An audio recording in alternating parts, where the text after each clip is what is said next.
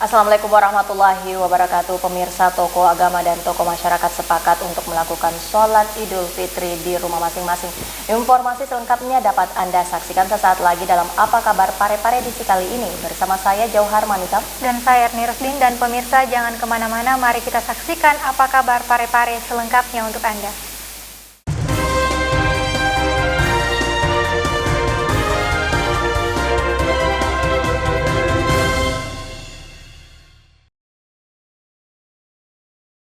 Saudara, kita mulai informasi pertama pelaksanaan Hari Raya Idul Fitri 1441 Hijriah yang jatuh bertepatan dengan Hari Ahad. Sejumlah tokoh agama dan pimpinan organisasi masyarakat sepakat meniadakan sholat Idul Fitri di lapangan dan masjid.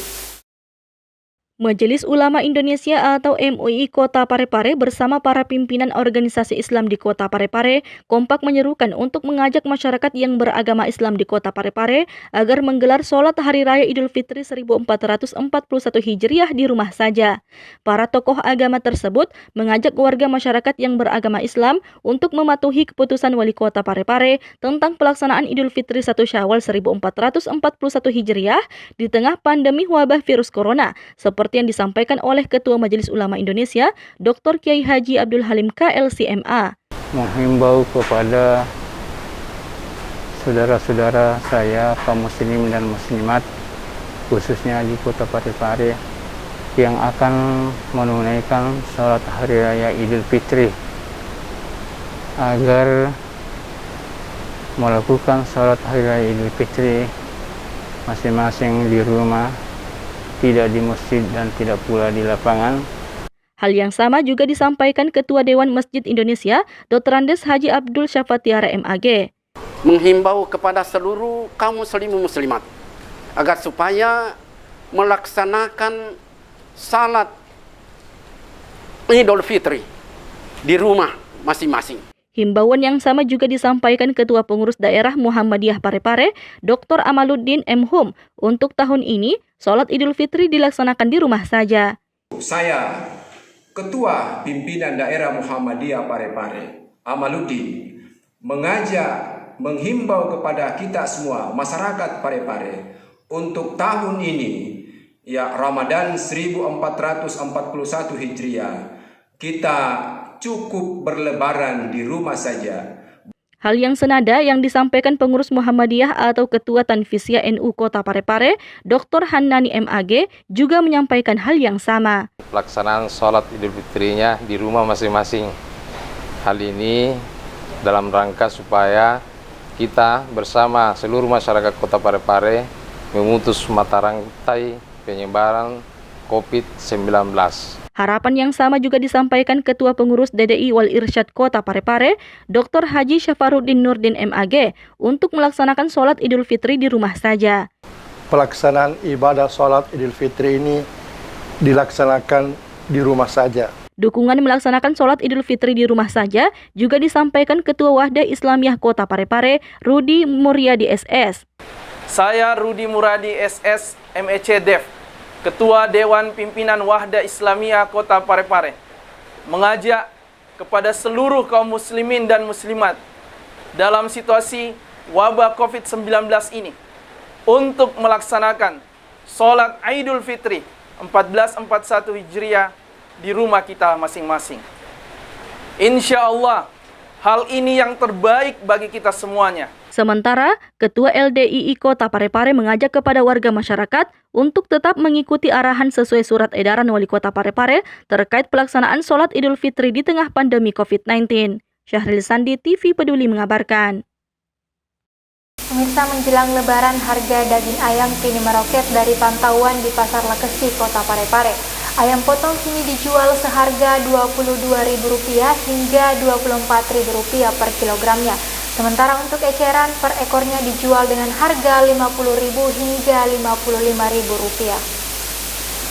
Sempat turun pada awal Ramadan, harga daging ayam kini menjelang Lebaran merangkak naik. Dari pantauan di Pasar Lekesi Kota Parepare, ayam potong kini dijual seharga Rp22.000 hingga Rp24.000 per kilogramnya. Sementara untuk eceran per ekornya dijual dengan harga Rp50.000 hingga Rp55.000. Perbandingan jauh dengan harga pada awal Ramadan yang diecer dengan harga Rp35.000 per ekornya. Salah seorang pedagang, Haji Sapri, mengatakan seiring meningkatnya permintaan, saat ini harga ayam mulai naik lagi saat menjelang Lebaran. Dirinya juga menjelaskan bahwa kenaikan harga ayam potong sudah terjadi sejak seminggu terakhir, serta diprediksi bahwa harga akan kembali naik menjelang H-1 Lebaran nanti. Ada kenaikan. Harga ayam potong ini ya? Iya, harga ayam potong berapa sekarang harga potong sekarang? Harga kantor itu 22.000 sampai 24.000 untuk hari ini. Ini kalau untuk per ekornya berapa harganya? Untuk eceran itu 2 kilo itu 50 dengan sampai 55. 55 nih. Tapi eceran sampai ayam sampai 3 kilo kan ada sampai 3 kilo. Ini sudah berapa lama namanya nih? Baru berjalan sampai 1 minggu. 1 minggu nih. Tapi itu menjelang mau masuk hari H. Erwin TV Peduli mengabarkan. Pemirsa, kita beralih ke informasi selanjutnya. Selama masa pandemi, pelaksanaan kegiatan belajar mengajar secara tatap muka langsung mesti ditiadakan. Namun berganti dengan sistem online dengan memanfaatkan media untuk bertatap muka. Program Studi Tadris Ilmu Pengetahuan Sosial atau IPS bersama Program Studi Tadris Ilmu Pengetahuan Alam atau IPA Fakultas Tarbiyah IAIN Parepare melaksanakan kegiatan webinar dengan mengangkat tema pemanfaatan pembelajaran daring untuk efektivitas learning from home pada Kamis 21 Mei 2020. Yang menjadi narasumber dalam kegiatan webinar tersebut yakni Ketua Prodi PAI Pasca Sarjana UIN Alauddin Makassar, Profesor Dr. Muhammad Yomi M. Hum, dan dosen UIN Alauddin Makassar, Dr. Siti Mania MAK. Kegiatan ini bertujuan untuk memberi jawaban atas kegelisahan melihat pandemi COVID-19 yang turut berdampak pada dunia pendidikan. Melalui kegiatan webinar ini diharapkan dapat memberi suplemen wawasan kepada praktisi pembelajaran daring agar lebih dapat memaksimalkan pembelajaran yang dilakukan kepada peserta didik. Pandemi ini memaksa proses pembelajaran di semua institusi pendidikan dilakukan di rumah, sehingga model pembelajaran terpaksa harus dilakukan melalui metode daring atau online. Dekan Fakultas Tarbiyah Dr. Saipuddin menyampaikan bahwa pembelajaran daring sebenarnya bukan hal yang baru dalam dunia pendidikan, karena jauh sebelum pandemi, pembelajaran daring ini sudah dilakukan namun kurang mendapat respon.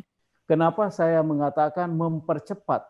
Ya, karena sebenarnya penggunaan atau pembelajaran daring ini sudah menjadi pilihan kita walaupun sebelum adanya COVID-19 ini. Kita kenal dengan istilah e-learning, ya. Kita kenal pula ada blended learning. Kita juga dapatkan istilah virtual learning dan lain sebagainya. Sebenarnya sudah menjadi pilihan model pembelajaran sebelum COVID ini. Namun dengan adanya COVID ini, semua pihak, semua unsur, lembaga, dan lain sebagainya berusaha untuk mempercepat dan juga berusaha untuk memaksimalkan supaya setiap dari orang-orang yang terlibat dalam proses pembelajaran ini mau belajar, mau tahu, dan mau paham bagaimana belajar secara daring ini. Ya. Namun demikian kita pasti yakini karena ini mungkin ada sebagian yang baru sehingga dalam implementasinya itu ada kekurangan-kekurangan atau ada kendala, baik kendala secara letak geografis, jaringan, sarpras dan lain sebagainya, bahkan termasuk kendala-kendala yang bersifat psikologis ya. Mungkin setelah beberapa hari, beberapa minggu bahkan bulan ini peserta didik dan guru melakukan pembelajaran secara daring, ada kejenuhan, ada kebosanan dan lain sebagainya. Olehnya itu saya kira dalam diskusi kali ini ya, bagaimana pembelajaran daring ini bisa efektif, bisa menyenangkan, bisa tetap mendorong peserta didik untuk berpartisipasi aktif dalam kegiatan tersebut dan lain sebagainya ya. Ketua Prodi Tadris IPS, Dr. Ahdar MPD juga berharap kegiatan ini mampu menjadi pemantik bagi semua pihak untuk turut melakukan aksi nyata dalam menjaga mutu pembelajaran tanpa terbatas oleh wahana daring. Andi TV Peduli mengabarkan. Pemirsa, bantuan terus mengalir dari berbagai pihak untuk warga yang terdampak COVID-19. Salah satunya datang dari Babin Kamtibmas Polsek Ujung, salurkan bantuan sosial kepada warga yang terdampak COVID-19. Bantuan sosial ini dilakukan secara serentak oleh seluruh jajaran kepolisian di Indonesia yang diikuti oleh Polres Parepare serta Polsek dan jajarannya. Sebagai wujud kepedulian dan pengabdian terhadap masyarakat yang membutuhkan di tengah mewabahnya pandemi virus corona, Gerakan Bakti Sosial Peduli COVID-19 juga dilaksanakan oleh Polsek Ujung Polres Parepare. Bantuan sosial Kapolri ini dilakukan secara serentak oleh seluruh jajaran kepolisian di Indonesia yang diikuti Polres Parepare serta Polsek jajarannya. Penyaluran bantuan sosial ini didistribusikan langsung oleh Babin Kamtibmas yang diserahkan kepada masyarakat yang membutuhkan secara door-to-door guna menghindari terjadinya kerumunan. Ya, hari ini untuk wilayah Polsek Ujung ya, ada 3 kelurahan. Jadi hari ini rencana disalurkan kepada masyarakat yang prasejahtera untuk bantuan dari kepolisian. Jadi sekitar 100 berapa tadi tuh? 160 ya? 138 keluarga. Per kelurahannya? Hah? 46 ya? Per kelurahan 46. Rencananya disalurkan langsung atau untuk rencana tahap berikutnya mungkin besok atau lusa, tinggal tunggu dari gudang Bulog besok atau lusa mungkin. Jadi proses penyalurannya Pak bisa dijelaskan? Apa masyarakat yang datang ke Polsek atau? Kita antarkan langsung dari rumah ke rumah.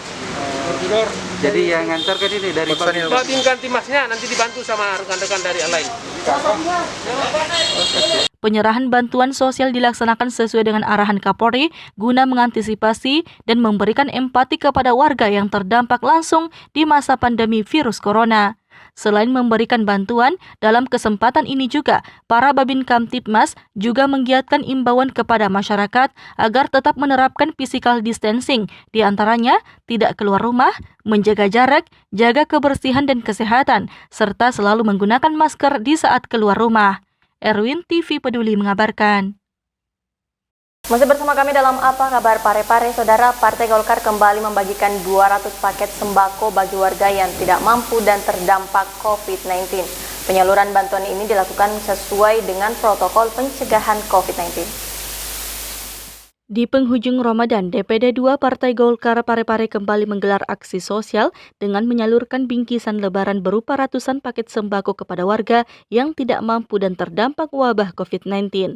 Sembako sebanyak 200 paket ini diserahkan secara simbolis oleh fraksi Partai Golkar Parepare ke Harudin Kadir kepada tim penyalur Kecamatan Bacukiki, disusul Andi Nurhatina untuk wilayah Kecamatan Bacukiki Barat, Indria Sari Husni untuk Kecamatan Soreang, dan terakhir Sulaiman untuk Kecamatan Ujung. Penyerahan bantuan yang menerapkan protap COVID-19 seperti posisi tempat duduk yang berjarak 1 meter ini digelar di kantor DPD 2 Golkar Parepare. Ketua DPD 2 Partai Golkar Kota Parepare melalui Ketua Harian Kaharudin Kadir menjelaskan, DPD 2 Partai Golkar konsisten menyalurkan bantuan kepada masyarakat sejak pandemi corona mulai awal Ramadan hingga penghujung Ramadan. Wali Kota sebagai Ketua DPD 2 Partai Golkar kita harus memberikan dukungan penuh, termasuk kita fraksi di DPRD Parepare ini, itu koordinasinya selalu bagus dan selalu memberi dukungan yang penuh kepada Bapak Wali Kota selaku Ketua DPD 2 Partai Golkar Kota Parepare. Memang kalau di DPR itu mainnya tidak harus sama dengan orang yang ada di jalanan, Pak. Harus teriak-teriak membela apa-apa. Kalau pembelaan yang dilakukan di DPR itu tentu lain caranya. Tidak harus tampil teriak-teriak, tetapi penyelesaian politik itu yang paling diutamakan. Oleh karena itu sekali lagi kepada kita semua, teman-teman pengurus DPD 2 Partai Golkar di semua tingkatan, soliditas adalah hal yang mutlak menjadi kebutuhan Partai Golkar, baik sekarang maupun yang akan datang. Oleh karena itu, sekali lagi saya sampaikan, dalam suasana seperti ini, eksistensi partai kita harus muncul. Soliditas kita selaku kader Golkar harus tetap dijaga. Kemudian rasa cinta terhadap partai kita ini harus tetap dijaga. Sementara, Koordinator Tim Tanggap COVID-19 Parepare Yusuf MR mengungkapkan, hingga saat ini DPD 2 Golkar Parepare telah menyalurkan sekitar 1.500 paket sembako. Pelepasan tim penyalur dengan menggunakan motor roda 3 ini dilakukan oleh Sekretaris DPD 2 Golkar Parepare Suhandoyo. Sri Ayu TV Peduli mengabarkan. Sebanyak 675 orang kader yang tersebar di 4 kecamatan yang ada di Kota Parepare mendapatkan insentif dari PLT Kepala Dinas Kesehatan Kota Parepare, Dr. Hajah Halwatia, diserahkan secara simbolis kepada kader Posyandu di masing-masing puskesmas yang ada di Kota Parepare.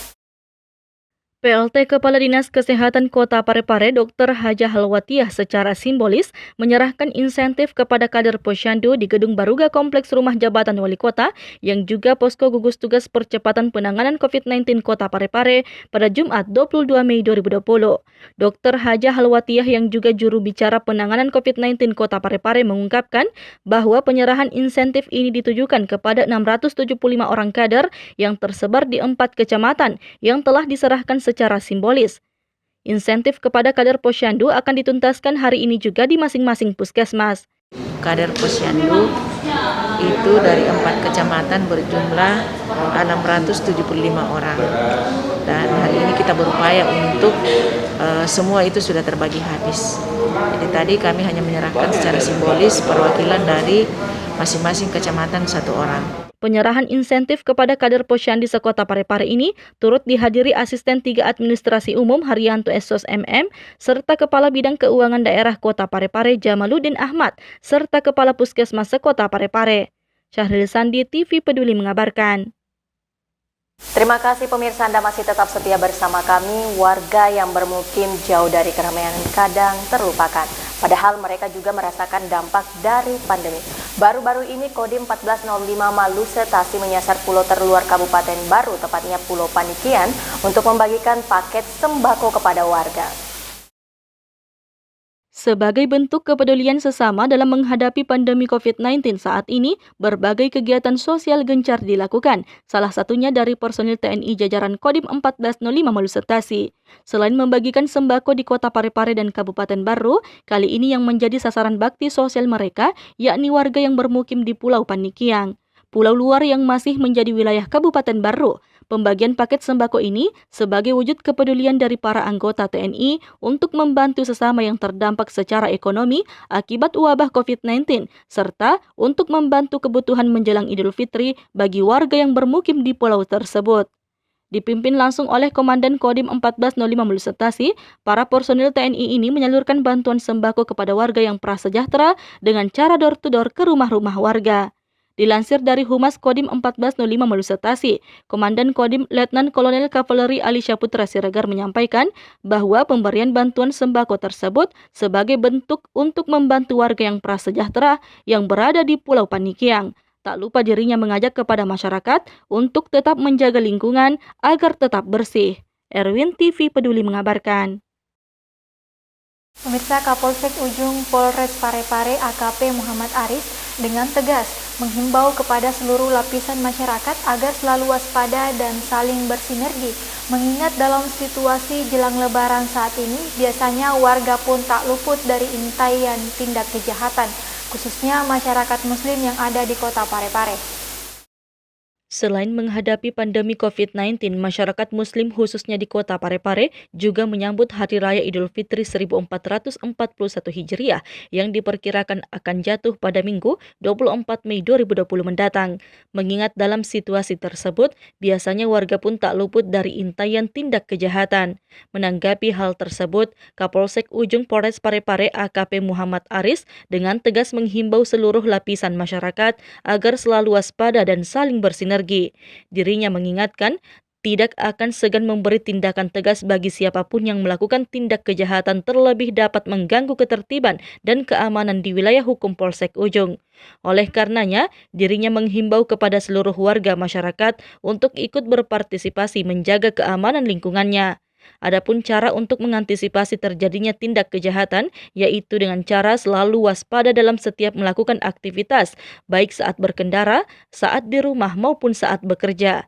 Ia pun melanjutkan, dalam situasi COVID-19 saat ini, pihaknya juga terus berupaya meningkatkan pelayanan dan mengayomi masyarakat. Oleh karena itu, kalaupun ada kejadian tindak kejahatan ataupun ada hal yang dapat mengganggu ketertiban dan keamanan di wilayah hukum Polsek Ujung, diharapkan warga atau masyarakat segera melaporkan. Ya, kita mengimbau kepada warga masyarakat agar berhati-hati terhadap pelaku kejahatan. Mengingat karena ini selama pandemi corona ini, kemudian ini mendekati Lebaran, ya situasinya kan agak, karena kegiatan masyarakat terbatas sehingga kebutuhan hidupnya meningkat, makanya nanti biasa muncul niat jahatnya itu melakukan satu kejahatan. Banyak kita himbau kepada seluruh warga masyarakat agar berhati-hati, kalau keluar rumah jangan memakai perhiasan yang berlebihan, rumah dipastikan dikunci kalau keluar. Erwin, TV Peduli mengabarkan.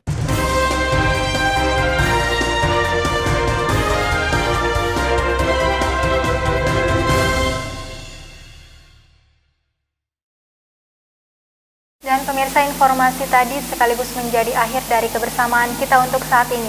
Tetap perbarui informasi Anda dengan menyaksikan seluruh program persembahan dari kami TV Peduli Inspirasi Parepare Maju. Saya Yatni Rusdin. Saya Johar Manika mewakili segenap kru yang bertugas mengucapkan terima kasih atas kebersamaan Anda dan selamat melanjutkan aktivitas.